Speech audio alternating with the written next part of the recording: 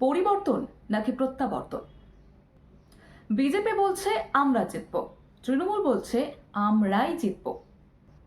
অন্যদিকে ভোট কাটাকাটির খেলায় মেতেছে সিপিএম এবং কংগ্রেস। অন্যদিকে আইএসএফও তারাও দাবি করছে তারাও বেশ কয়েকটি আসন জিতবে।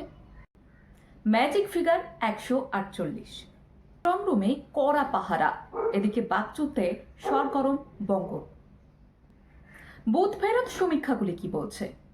চলুন এক্সিট পোলের তথ্য বিস্তারিতভাবে আলোচনা করা যাক। সি ভোটার, তাদের সমীক্ষায় কি উঠে আসছে? তারা কিন্তু বাংলার রাজনীতির জন্য বেশ বড় চমক দিচ্ছে। তাদের মতে বিজেপি 140 থেকে 155টি আসন নিয়ে ম্যাজিক ফিগার পার করতে পারে।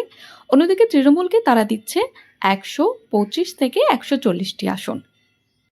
পিপলস পালস, জনগণের পালস যারা বোঝে এমনটাই দাবি করছে, তারাই বা কি বলছে?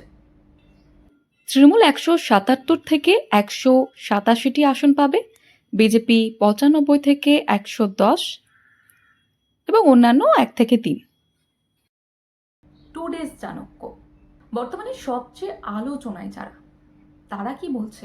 চাণক্যের পূর্বাভাস অনুযায়ী তৃণমূল কংগ্রেস 165 থেকে 180টি আসন নিয়ে নিরঙ্কুশ সংখ্যাগরিষ্ঠতা পেতে চলেছে। সেখানে বিজেপি 100 থেকে 115টি আসনে থমকে যেতে পারে।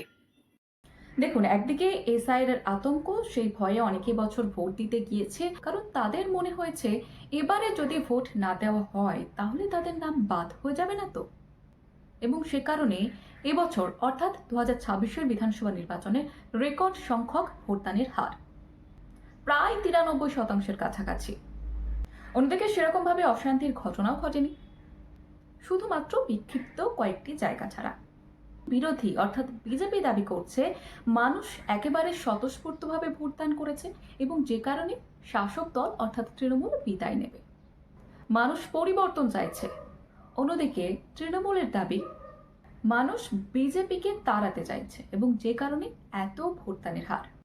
কারণ 2016, 2021-এর ক্ষেত্রেও আমরা দেখেছিলাম মমতা বন্দ্যোপাধ্যায় তিনি যেমনটা দাবি করছেন, 2016, 2021-এ কিন্তু এক্সিট পোল বিজেপিকে অনেকটা বেশি এগিয়ে রেখেছিল, তবে সেই যে সমীক্ষা সেটা পুরোটাই বদলে গিয়েছে ভোটের রেজাল্টে। এবং এবারে কি হয় সেদিকে কিন্তু নজর রয়েছে সকলের। এক্সিট পোলের ফলাফল যাই হোক না কেন, মানুষের রায়দান কি, মানুষ কি করেছে, মানুষ কাকে বেছে নিয়েছে, সেই সমস্ত প্রশ্নের উত্তর আসবে আগামী 4 মে। এবারে আমাদের দেখতে হবে ইস্যুগুলি কি কি ছিল। একদিকে আরজি কর, অন্যদিকে দুর্নীতি, উন্নয়ন, অন্যদিকে আবারও একটা ইস্যু হচ্ছে এসআইআর মানুষকে হয়রানি করা হয়েছে, ধর্মের নামে রাজনীতি। মমতা বন্দ্যোপাধ্যায় মহিলা ভোট ব্যাংক বাড়ানোর জন্য তিনি 1000 থেকে 1500 করেছেন লক্ষ্মীর ভান্ডার। এছাড়াও মা মাটি মানুষের জয়গান গেয়েছেন মমতা বন্দ্যোপাধ্যায়। অন্যদিকে বিজেপি লক্ষ্মীর ভান্ডারের পরিবর্তে অন্নপূর্ণা ভান্ডারের ঘোষণা করেছিল। বিজেপি জিতলে অন্নপূর্ণা ভান্ডারে 3000 টাকা করে দেওয়া হবে প্রত্যেক মহিলাকে। মহিলা সংরক্ষণ বিল নিয়ে ইস্যু তৈরি করেছিল বিজেপি। আপনার এলাকায় কে জিততে চলেছে কি মনে করছেন আপনি? এক্ষুনি কমেন্ট করে জানান এবং অবশ্যই ফলো এবং সাবস্ক্রাইব করুন।